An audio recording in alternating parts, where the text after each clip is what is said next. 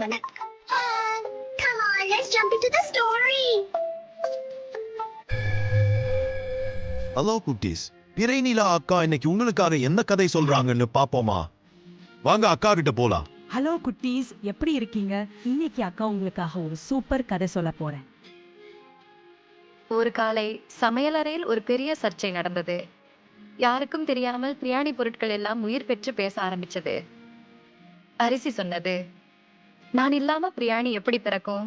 நான் தான் அடிப்படை. தக்காளி குதூகலமா, அட அட, உன்னாலே மட்டும் சுவை வராது. என்ன மாதிரி சாறு தரும் தக்காளி இருந்தாதான் ருசி இருக்கும். மட்டன் மார்பை தட்டி கொண்டது. யாரு மேலோட்டமா சொன்னாலும் எல்லாருக்கும் பிடிச்சது மட்டன் பிரியாணி தான். நான் இல்லைன்னு அர்த்தமே இல்லை. வெங்காயம் சிரித்தது. சரி சரி, சண்டை போடாதீங்க. நான் வரும்போது எல்லோரும் அழுவீங்க, ஆனா சுவை போடும்போது மகிழ்ச்சியா இருப்பீங்க. இஞ்சி பூண்டு விழுது பெருமையா? என் வாசனை இல்லாம எந்த உணவும் மசாலா போல் இருக்கும்.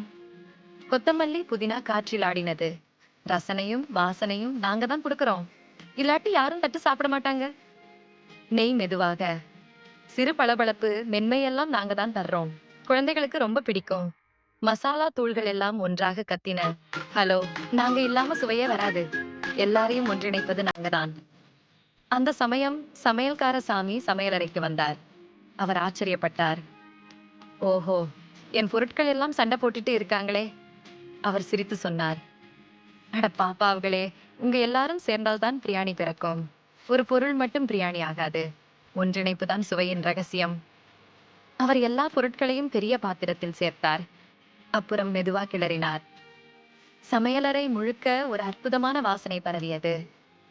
அரிசி, மசாலா, தக்காளி, வெங்காயம், மட்டன் அனைவரும் சேர்ந்து ஒரு அழகான சுவை உலகமானார்கள்.